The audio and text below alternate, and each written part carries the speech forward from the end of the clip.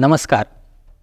कैलासवासी केमा देशपांडे स्मृती व्याख्यानमालेअंतर्गत अंतरिम अर्थसंकल्प 2024च्या या चर्चासत्रात आपल्या सर्वांचं स्वागत आहे. 1 फेब्रुवारी 2024 रोजी देशाच्या वित्तमंत्री माननीय निर्मला सीतारामन यांनी देशाचा अंतरिम अर्थसंकल्प संसदेपुढे सादर केला.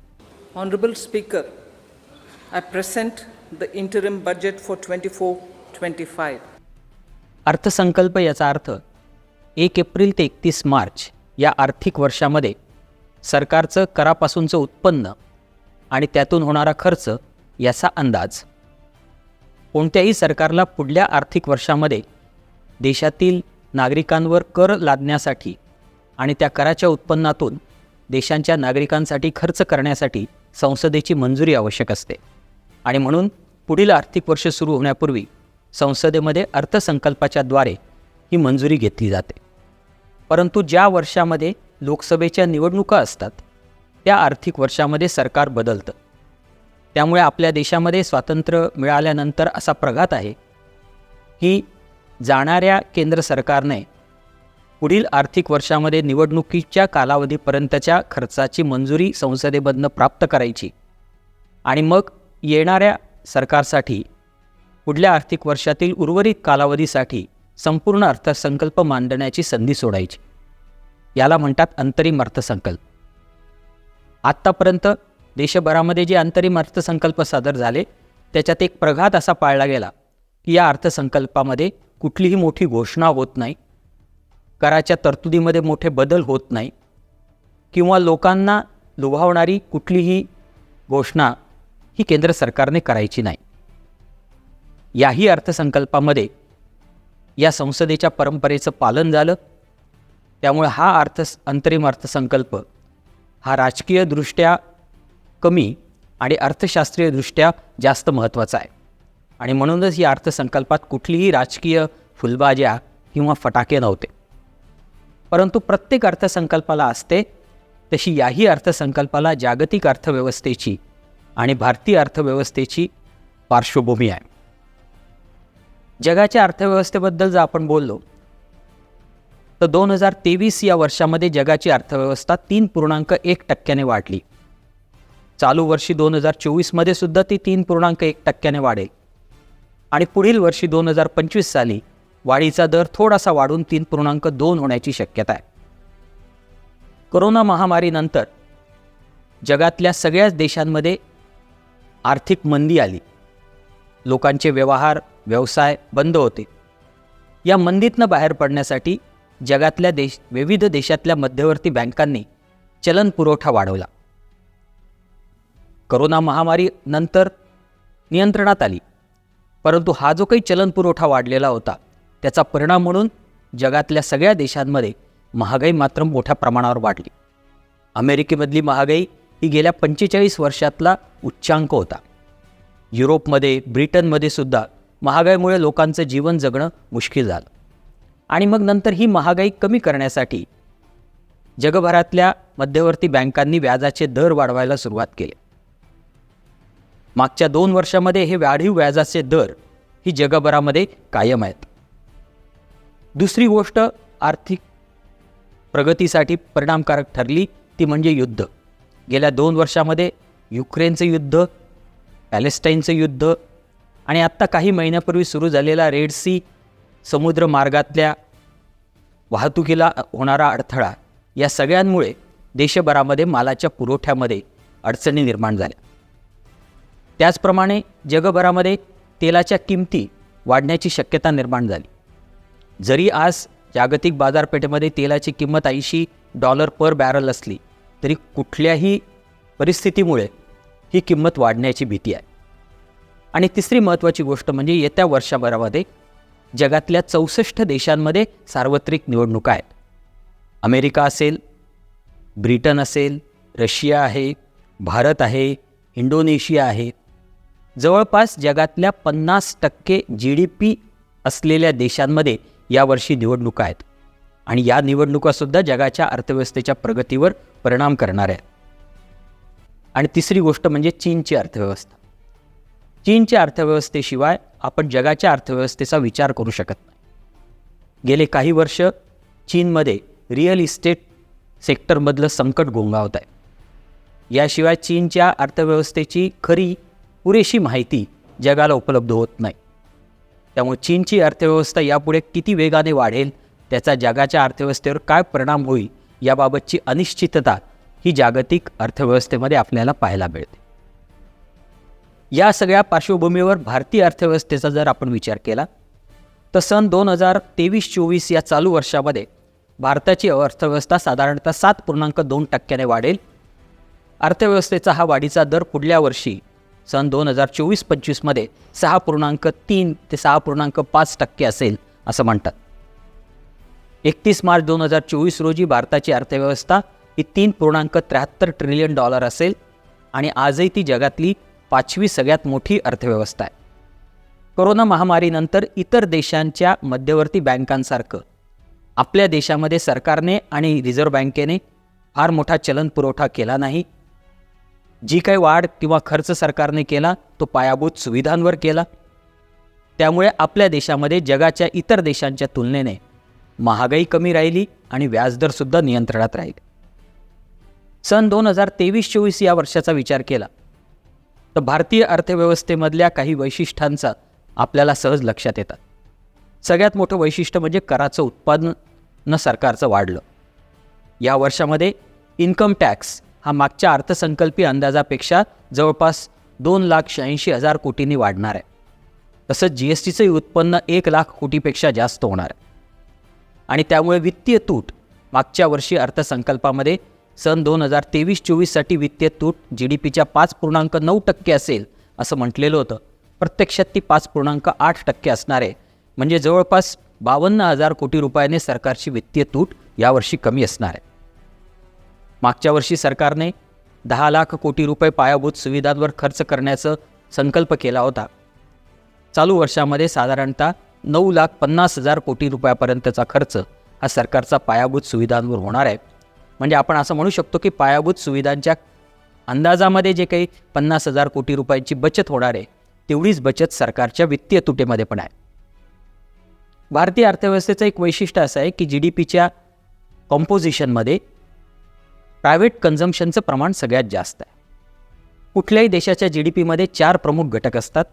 एक सरकारी खर्च, दुसरा प्रायव्हेट कन्झम्पशन म्हणजे खाजगी लोकांनी केलेला खर्च, 3 खाजगी गुंतवणूक आणि 4 निर्यात वजा आयात.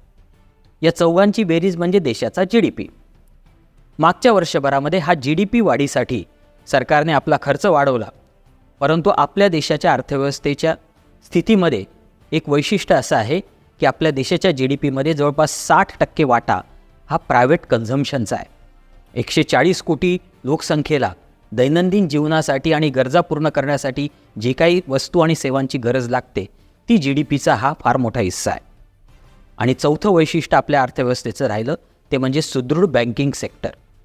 2018-19 नंतर सरकारने जाणीवपूर्वक देशातल्या बँकिंग सेक्टरच्या सक्षमीकरणासाठी प्रयत्न केले.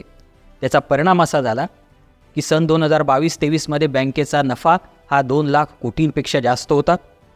CRARही जवळपास 16% जास्त आहे. सर्व बँकांची सरकारी आणि खाजगी सगळ्याच बँकांच्या बॅलन्स शीटची साईजही वाढली आणि NPAचं प्रमाणही कमी झालं. मार्च 2018मध्ये भारतातल्या बँकिंग सेक्टरमध्ये NPAचं प्रमाण 11.2% होतं. ते सप्टेंबर 2023मध्ये 4% खालती आलं. आणि त्यामुळे बँकांमार्फत देण्यात जाणाऱ्या कर्जामध्ये सुद्धा वाढ होती आहे. या सगळ्या गोष्टी या भारतीय अर्थव्यवस्था सुदृढ स्थितीमध्ये आहे हेच आपल्याला दर्शवतात. परंतु याचा अर्थ भारतीय अर्थव्यवस्थेपुढे येत्या वर्षभरामध्ये काही जोखीम किंवा धोके नाहीत असं नाही. सगळ्यात मोठा धोका आहे महागाईचा. सन 2023 वर्षामध्ये महागाई सर्वसाधारणपणे 5.4% राहील आणि पुढच्या वर्षी ती कमी होणार असली तरी 4.6% राहण्याचा अंदाज आहे. म्हणजे पुढच्या वर्षात महागाई कमी होणार असली तरी ती फार मोठ्या प्रमाणावर कमी होईल अशी अपेक्षा नाही. आणि महागाई वेगाने कमी होणार नसल्यामुळे रिझर्व्ह बँकेतर्फे पुढल्या वर्षामध्ये व्याजदरांमध्ये सुद्धा फार मोठी कपात होईल अशी शक्यता नाही. आपल्या सगळ्यांना पुढच्या वर्षामध्ये सुद्धा महागाईचा थोडाफार प्रमाणात सामना करावा लागेल असाच अंदाज आहे. भारतीय अर्थव्यवस्थेसाठी सगळ्यात मोठी जोखीम किंवा धोका म्हणजे सरकारी कर्ज. मार्च 2024 अखेर केंद्र आणि राज्य सरकारचं असलेलं कर्ज हे GDPच्या 82% असणार आहे. इंटरनॅशनल मॉनिटरी फंडाने डिसेंबर 2023मध्ये एक अहवाल दाखल केला आणि त्या अहवालात त्यांनी असं म्हटलं की भारताच्या दृष्टीने सरकारी कर्ज हे मीडियम टर्ममध्ये म्हणजे पुढच्या 3 ते 5 वर्षामध्ये GDPच्या 100% जाण्याची शक्यता आहे आणि ही गोष्ट भारतीय अर्थव्यवस्थेसाठी सगळ्यात मोठी जोखमीची आहे. जागतिक अंदाजानुसार कुठल्याही देशाचं सरकारी कर्ज हे GDPच्या 67% जास्त असेल तर ती गोष्ट जोखमीची असते आणि त्याचा विपरीत परिणाम त्या देशाच्या अर्थव्यवस्थेच्या वाढीवर होऊ शकतो. भारतामध्ये हे प्रमाण 82% आहे.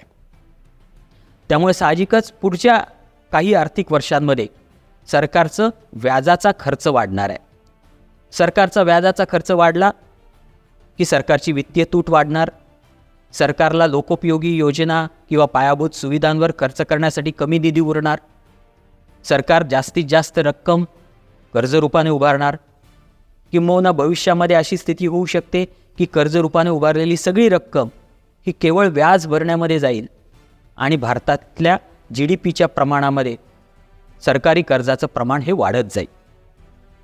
परंतु वित्तमंत्री आणि केंद्र सरकारला मात्र ही जोखीम काही फार मोठी वाटत नाही.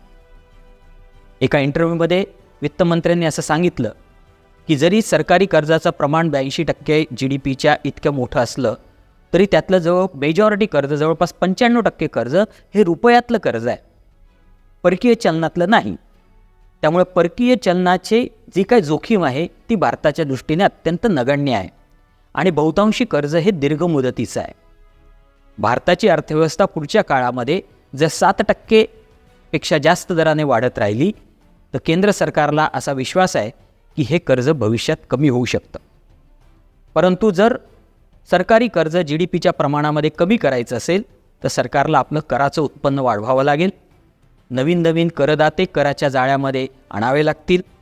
सरकारला महसुली खर्चावर नियंत्रण ठेवावं लागेल आणि वित्तीय तुटी कमी करण्यासाठी प्रयत्न करावा लागेल.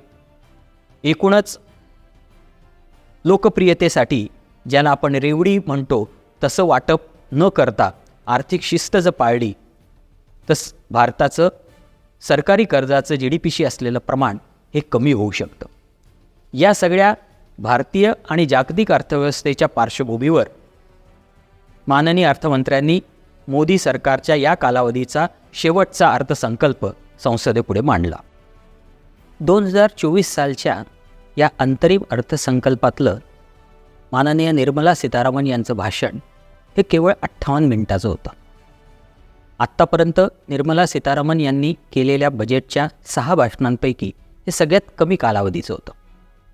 सहज माहितीसाठी सांगतो की आत्तापर्यंत स्वातंत्र्यानंतर जेवढे काही अर्थसंकल्प सादर झाले त्याच्यात 1977-78च्या अंतरिम अर्थसंकल्पाचं त्यावेळचे वित्तमंत्री HM पटेल यांचं भाषण हे केवळ 800 शब्दांचं होतं. किती वेळ लागला माहीत नाही, परंतु कदाचित 5 मिनिटापेक्षा कमी वेळ लागला असेल. हे सगळ्यात छोटं अर्थसंकल्पीय भाषण होतं. निर्मला सीतारामनजी यांचं सगळ्यात मोठं अर्थसंकल्पीय भाषण हे 2020 सालातलं 2 तास 47 मिनिटाचं होतं. या 58 मिनिटाच्या भाषणामध्ये अर्थमंत्र्यांनी बहुतेक वेळ हा मोदी सरकारच्या मागच्या 10 वर्षातल्या उपलब्धी संसदेपुढे आणि पर्यायाने देशापुढे सादर करण्यामध्ये खर्च केला.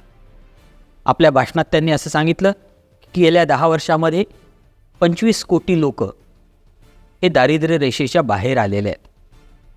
डायरेक्ट बेनिफिट ट्रान्सफर स्कीमनुसार 10 वर्षामध्ये 34 लाख कोटी लाभार्थींच्या बँक खात्यामध्ये वर्ग झाले आणि हे प्रत्यक्ष बँक खात्यामध्ये वर्ग झाल्यामुळे लिकेजनुसार होणारं जे नुकसान आहे ते साधारणतः 2,70,000 कोटींचं वाचलेलं आहे. तेवढी बचत सरकारची झाली. अर्थमंत्र्यांनी हे पण सांगितलं की पंतप्रधान स्वनिधी योजनेअंतर्गत 78 लाख रस्त्यावर उद्योगधंदा किंवा व्यवसाय करणाऱ्या व्यक्तींना आर्थिक सहाय्य पुरवलं गेलं. पंतप्रधान किसान सन्मान योजनेअंतर्गत आजही 11 कोटी 80 लाख शेतकऱ्यांना नियमितपणे रक्कम बँक खात्यांमध्ये वर्ग होते. स्किल इंडिया मिशननुसार आत्तापर्यंत 1,40,00,000 युवकांना नवीन कौशल्य प्रदान करण्यात आलेली आहे. अर्थमंत्री असंही म्हणाल्या की पंतप्रधान मुद्रा योजनेअंतर्गत आत्तापर्यंत 43 कोटी कर्ज वाटप झालेली आहे आणि कर्जाची एकूण रक्कम 22.5 लाख कोटी रुपयाची आहे. याच्यातली सुमारे 70% कर्ज ही महिलांना वाटप झालेली आहे. याशिवाय अर्थमंत्र्यांनी विशेष जोर दिला की या मोदी सरकारने महिलांसाठी विधानसभा आणि लोकसभेमध्ये 1/3 जागांची आरक्षण पूर्ण केलेलं आहे. एकूणच अर्थमंत्र्यांनी मागच्या 10 वर्षामध्ये मोदी सरकारने काय काम केलं आणि त्याच्यात काय यश मिळालं ही सगळी माहिती संसदेपुढे ठेवली. त्यांनी प्रामुख्याने असं सांगितलं की पंतप्रधान मोदींच्या कल्पनेनुसार या देशामध्ये फक्त 4 जाती आहेत: गरीब, युवा, नारी शक्ती आणि अन्नदाता. त्यामुळे या 4 जातीच्या लोकांच्या कल्याणासाठी मोदी सरकारने आत्तापर्यंत खूप काम केलं आहे, असे सगळे गोडवे त्यांनी आपल्या भाषणामध्ये देशापुढे ठेवले. परंतु मला असं वाटतं की याचबरोबर ज्या गोष्टी मोदी सरकार गेल्या 10 वर्षामध्ये साध्य करू शकल्या नाहीत त्याचाही उल्लेख त्यांनी आपल्या भाषणामध्ये केला असता तर बरं झालं असतं. कदाचित त्या विसरल्या असतील, परंतु माननीय पंतप्रधानांनी 2022पर्यंत शेतकऱ्यांचं उत्पन्न दुप्पट करण्याचं घोषणा केलेली होती. याशिवाय 2025पर्यंत भारताची अर्थव्यवस्था $5 ट्रिलियन होईल असाही संकल्प मोदी सरकारने केलेला होता. आज जरी अर्थव्यवस्थेची प्रगती होत असली तरी गरीब आणि श्रीमंतातली दरी ही वाढलेली आहे, विशेषतः महामारीच्या नंतरच्या कालावधीमध्ये. बेरोजगारीही वाढलेली आहे. या सगळ्या मुद्द्यांना अर्थमंत्र्यांनी जर स्पर्श केला असता आणि त्याहीविषयी आपलं मत मांडलं असतं तर मला असं वाटतं की ते जास्त संयुक्तिक झालं असतं. पुढच्या कालावधीसाठी माननीय अर्थमंत्र्यांनी ज्या घोषणा केल्या त्याच्यातली काही प्रमुख घोषणांपैकी एक घोषणा होती ती म्हणजे 3 कोटी घरांवर सोलर पॅनल बसवण्यासाठी केंद्र सरकार मदत करणार आहे. त्याच्यामुळे प्रत्येक घराला 300 युनिट दरमहा इतक्या विजेच्या खर्चाची बचत होईल आणि ही बचत दरवर्षी साधारणतः 12,000 ते 15,000 रुपये असेल.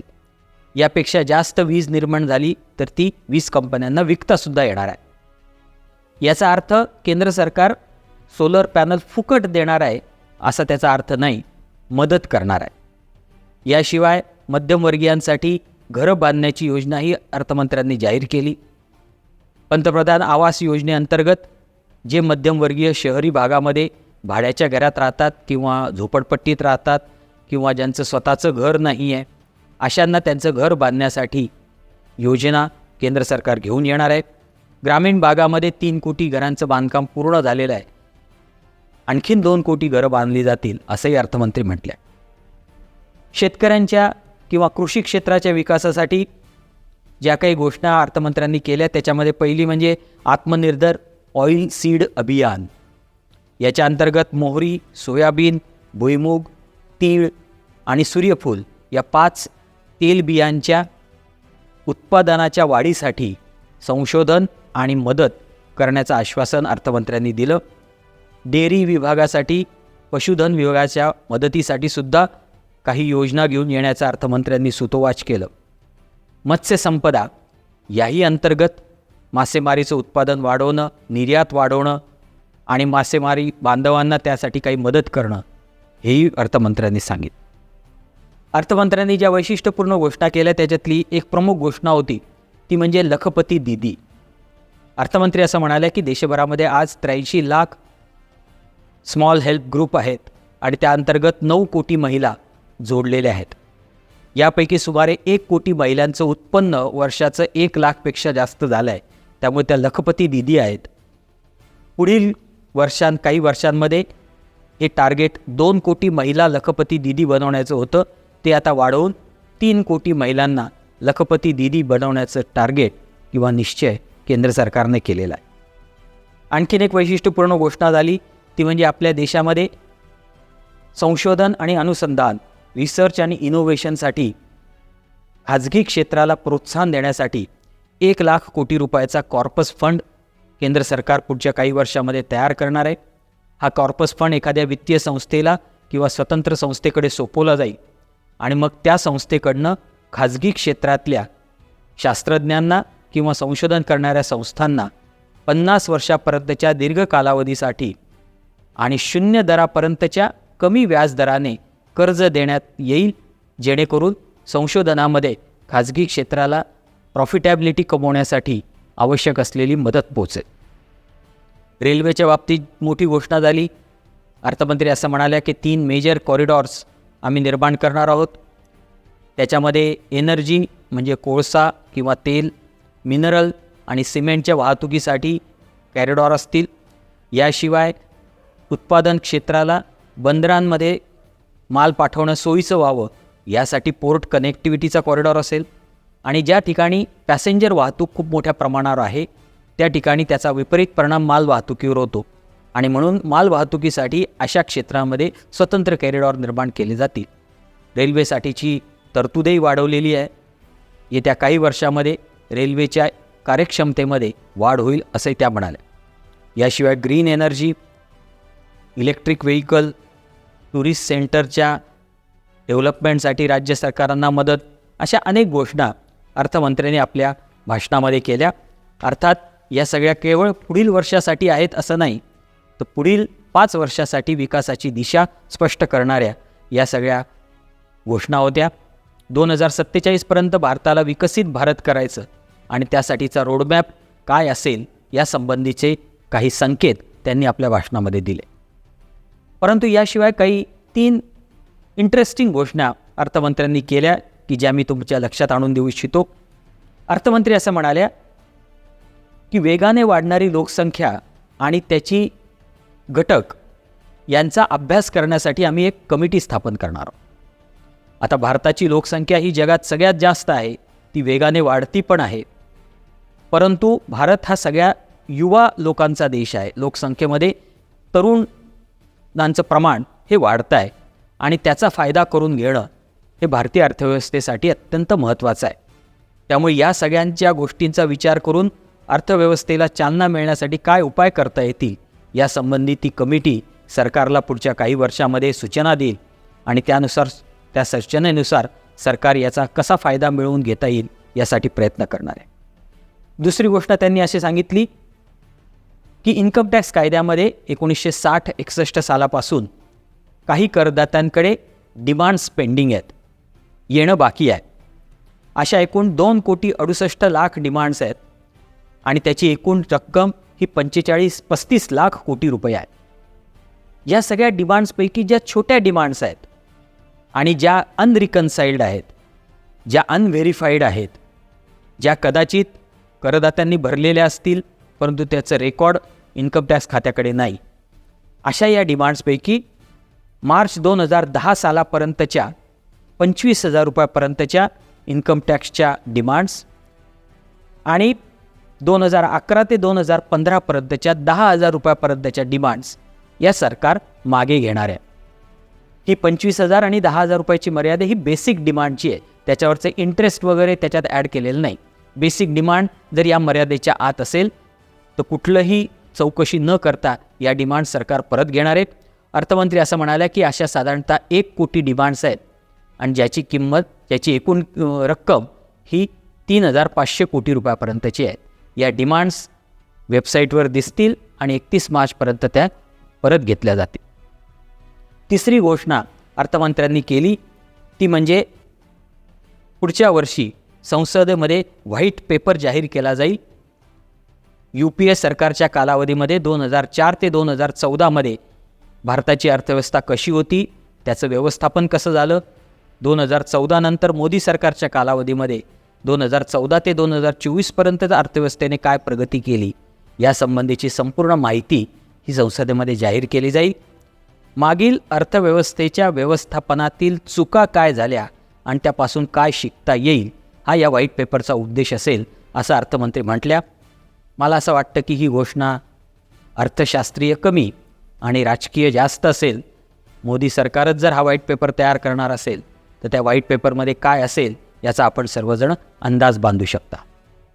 कुठल्याही अर्थसंकल्पाचं यश हे त्याच्या आकडेवारीत दडलेलं असतं. पण वित्तमंत्र्यांचं संसदेमधलं बजेट स्पीच म्हणजे बजेट नाही. बजेट हे त्या स्पीचसोबत संसदेमध्ये जी काही कागदपत्र दाखल होतात त्याच्यात जी आकडेवारी असते त्याच्यात खरं असतं.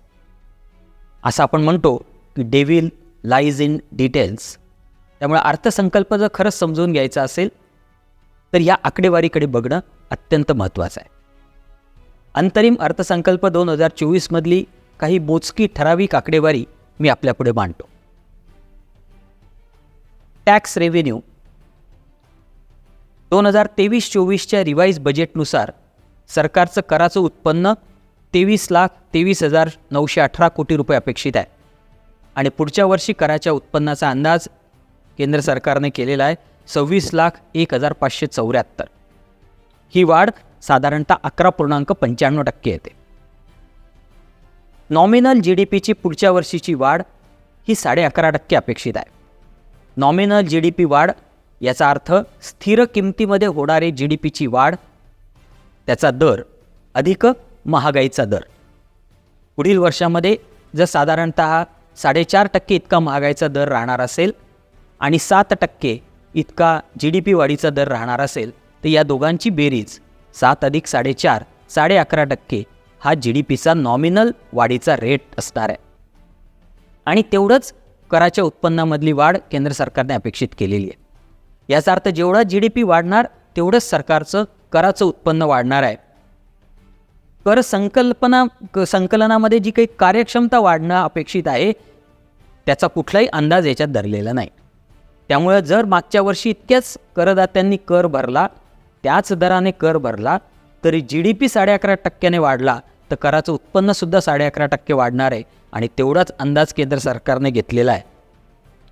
टॅक्स GDP रेशो वाढण्याची आवश्यकता आहे. हा रेशो गेले कित्येक वर्षांपासून 11.5 ते 11.8% दरम्यान आहे. पुढील वर्षीसुद्धा याच्यात काही फार मोठी वाढ अपेक्षित धरलेली नाही. याचा स्पष्ट अर्थ असा आहे की पुढच्या वर्षीच्या कर उत्पन्नाचं अंदाज करताना केंद्र सरकारने नवीन करदाते कराच्या जाळ्यात येतील, असलेले करदाते जास्त दराने कर भरतील असा कुठलाही अंदाज केलेला नाही. रेव्हेन्यू एक्सपेंडिचर 2023-24च्या रिवाईज बजेटनुसार सरकारचा महसुली खर्च हा 35,40,239 कोटी रुपये आहे. पुढच्या वर्षासाठीचा अंदाज हा 36,54,657 आहे. ही वाढ 3.23% इतकी आहे. सरकारचा महसुली खर्च केवळ 3% वाढणार आहे. महागाईचा दरच जर 4.5% पेक्षा जास्त असेल आणि नॉमिनल GDPचा दर 11.5% असेल, अशा परिस्थितीत सरकार जर असं म्हणत असेल की आमचा महसुली खर्च केवळ 3% वाढणार आहे तर याचा अर्थ असा आहे की रिअल टर्म्समध्ये सरकार आपला महसुली खर्च कमी करणार आहे. महसुली खर्च वाढीचा दर महागाई दरापेक्षा कमी आहे याचा अर्थ काही महसुली खर्चाच्या आयटेम्समध्ये सरकार बचत करणार आहे. या आकडेवारीचा जर आपण अभ्यास केला तर जवळपास प्रत्येक खर्चामध्ये महागाई दरापेक्षा कमी वाढ सरकारने अपेक्षित धरलेली आहे. त्यातल्या त्यात सबसिडीवरच्या खर्चामध्ये सरकारने खूपच मोठी बचत किंवा कपात गृहीत धरलेली आहे. सबसिडीमधले 3 प्रमुख subsidy, food subsidy, petroleum subsidy. या सबसिडीमध्ये फूड, पेट्रोलियम आणि फर्टिलायझर या तिन्ही सबसिडींमध्ये कपात सुचवलेली आहे. फर्टिलायझर सबसिडीमध्ये कपात असण्याचं कारण असं आहे की मागच्या वर्षीपेक्षा येत्या वर्षामध्ये जागतिक बाजारपेठेमध्ये आयात करणाऱ्या खतांची किंमत कमी होणार आहे. पेट्रोलियम सबसिडीमध्ये कपात करण्यासाठी कदाचित कारण असं असेल की तेलाच्या किमती फार वाढणार नाहीत आणि त्यामुळे सरकारी तेल कंपन्यांना फार मोठं सहाय्य करावं लागणार नाही. परंतु या सगळ्याच्या खर्चाच्या अंदाजामध्ये नैसर्गिक संकट किंवा जागतिक परिस्थितीमधली आव्हानं मला असं वाटतं याचा विचार केलेला नाही. जर कुठलंही नैसर्गिक संकट आलं, पूर, भूकंप, तर सरकारचा खर्च वाढतो. जागतिक परिस्थितीमध्ये युद्ध, तेलाची वाढीव किंमत किंवा माल पुरवठ्यामध्ये असलेल्या अडथळे यामुळे सुद्धा सरकारचा महसुली खर्च वाढू शकतो. त्याचा अंदाज सरकारने आपल्या अर्थसंकल्पात घेतलेला नाही. कॅपिटल एक्सपेंडिचर मागच्या वर्षी जरी 10 लाख कोटीचा अंदाज केलेला असला तरी रिवाईज बजेट 2023-24नुसार सरकारचा यावर्षीचा पायाभूत सुविधांवरचा खर्च हा 9,50,246 कोटी अपेक्षित आहे आणि तो पुढच्या वर्षी 11,11,111 कोटी सरकारने गृहीत धरलेला आहे. अर्थव्यवस्थेला चालना देण्यासाठी आणि भविष्यामध्ये सरकारचं उत्पन्न वाढवण्यासाठी सरकारने पायाभूत सुविधांवर आता खर्च करणं अत्यंत आवश्यक आहे, महत्त्वाचं आहे. आणि गेल्या 3 वर्षांमध्ये सरकारचा पायाभूत सुविधांवरचा खर्च हा तिपटीपेक्षा जास्त झालेला आहे. पुढच्या वर्षामध्ये ही वाढ साधारणतः रिवाईज एस्टिमेटचा अंदाज केला तर 16% जास्त आहे. याचा साहजिकच फायदा दीर्घ मुदतीसाठी देशाच्या अर्थव्यवस्थेला होणार आहे. सगळ्यात महत्त्वाचा आकडा म्हणजे फिस्कल डेफिसिट किंवा सरकारचं कर्ज उभारणी. आकड्यांमध्ये बोलायचं असेल तर सन 2023-24च्या रिवाईज बजेटनुसार सरकारचं या वर्षातलं वित्तीय तूट किंवा कर्ज उभारणी ही 17,34,773 कोटी आहे. पुढच्या वर्षी मात्र ही कमी होईल असा सरकारचा अंदाज आहे. 16,85,494 कोटी राहील. म्हणजे सरकारच्या वित्तीय तुटीमध्ये रकमेचा विचार केला ॲब्सोल्यूट टर्ममध्ये 50,000 कोटी रुपयांची कपात अपेक्षित आहे. सरकारने जर कमी कर्ज घेतलं तर साहजिकच बाजारात इतरांसाठी कर्ज उपलब्ध होईल, व्याजाचे दर कमी होतील, महागाई कमी होईल, गुंतवणूक वाढेल, रोजगार वाढतील आणि सरकारी कर्जाचं GDPशी असलेलं प्रमाण हे कमी होण्यासाठी मदत होईल. त्यामुळे सरकारने जी काही पुढच्या वर्षीसाठी GDPच्या 5.1% इतकी वित्तीय तूट अपेक्षित केली आहे त्याचा फार चांगला परिणाम हा सरकारच्या कार्यक्षमतेवर होणार आहे. बाजाराने, शेअर बाजाराने सुद्धा याला फार चांगल्या पद्धतीने घेतल्याचं आपल्याला दिसून येतं. एकूणच सरकारने पुढच्या वर्षाचा अंदाज करत असताना कराच्या उत्पन्नाबाबतीत कन्झर्वेटिव्ह अंदाज धरलेला आहे. केवळ नॉमिनल रेट इतकंच कराचं उत्पन्न वाढेल असं गृहीत धरलेलं आहे. खर्चामध्ये मात्र आणखीन जास्त कन्झर्वेटिव्ह अंदाज केलेला आहे. महागाई दरापेक्षा कमी दराने महसुली खर्च वाढेल असं गृहीत धरलेलं आहे आणि वित्तीय तूट मात्र लक्षणीयरित्या कमी करण्याचा निश्चय केलेला आहे. ही वित्तीय तूट GDPच्या 4.5% 2026पर्यंत कमी करण्याचं लक्ष्य माननीय अर्थमंत्र्यांनी घेतलेलं आहे. त्या दृष्टीने ही वाटचाल सुरू आहे आणि त्या दिशेने हा चांगला प्रयत्न आहे असं आपल्याला म्हणता येईल. एकूणच अंतरिम अर्थसंकल्प हा सरकारच्या दृष्टीने कुठलीही मोठी घोषणा, कर कपात किंवा आर्थिक धोरणातला बदल करण्याची संधी नसते. याउलट येणाऱ्या निवडणुकांच्या नंतर जे काही सरकार येईल त्याला पूर्ण वर्षाचा अर्थसंकल्प मांडण्याची संधी देणारे असतं. परंतु मागच्या काही अर्थसंकल्पामध्ये या परंपरेला थोडासा छेद दिलेला आपल्याला दिसतो. 1947 साली स्वातंत्र्य मिळाल्यानंतर आत्तापर्यंत देशात एकूण 14 अंतरिम अर्थसंकल्प सादर झाले. अगदी मागच्या 1-2 अर्थसंकल्पांचा आपण विचार केला तर 2014 साली त्यावेळचे वित्तमंत्री पी. चिदंबरम यांनी अंतरिम अर्थसंकल्प सादर केला होता. मात्र त्यामध्ये फूड सिक्युरिटी ॲक्टनुसार देशातल्या फार मोठ्या लोकसंख्येला फुकट, स्वस्त धान्य देण्याची त्यांनी घोषणा केली होती. नवीन पेन्शन स्कीमची पण त्यांनी घोषणा केली होती. निवडणुकीच्या आधी अशा मोठ्या लोकांना लुभावणाऱ्या घोषणा करण्याचा प्रघात नाही, संकेत नाही, तरीसुद्धा ही गोष्ट 2014 साली झाली होती. 2019 साली त्यावेळच्या मोदी सरकारमधल्या वित्तमंत्री पियुष गोयल यांनीसुद्धा प्रधानमंत्री किसान सन्मान योजनेअंतर्गत प्रत्येक किसानला किंवा शेतकऱ्याला ठराविक रक्कम देण्याची घोषणा केली होती. इन्कम टॅक्सच्या एक्झम्पशन लिमिटमध्ये सुद्धा वाढ केलेली होती. एकूणच कुठलीही मोठी घोषणा न करण्याचा संकेत असला तरीसुद्धा आत्तापर्यंतचे अंतरिम अर्थसंकल्प हे निवडणुका लक्षात घेऊन काहीतरी मोठी घोषणा केलेल्या आहेत असेच आपल्या लक्षात येतं. त्या दृष्टीने या अंतरिम अर्थसंकल्पात मात्र वित्तमंत्र्यांनी अशी कुठलीही मोठी घोषणा किंवा लोकांचं मत मिळवण्यासाठीचा प्रयत्न केलेला आपल्याला दिसून येत नाही. याउलट 2047 साली विकसित भारत कसा असेल याचा रोडमॅप आम्ही जुलै 2024मध्ये सादर करणाऱ्या संपूर्ण अर्थसंकल्पामध्ये मांडू, असं वित्तीय अर्थमंत्री म्हटल्या. अर्थमंत्र्यांचा मोदी सरकार पुन्हा एकदा लोकसभेची निवडणूक जिंकून सरकार बनवेल असा विश्वास या अर्थसंकल्पाच्या त्यांच्या भाषणामध्ये वारंवार दिसून आला. एकूणच आत्तापर्यंतचे अर्थसंकल्प, अंतरिम अर्थसंकल्प हे जाणाऱ्या सरकारचे होते आणि म्हणून निवडणुकीत फायदा होण्याच्या काही घोषणा त्यांच्यामार्फत केल्या गेल्या.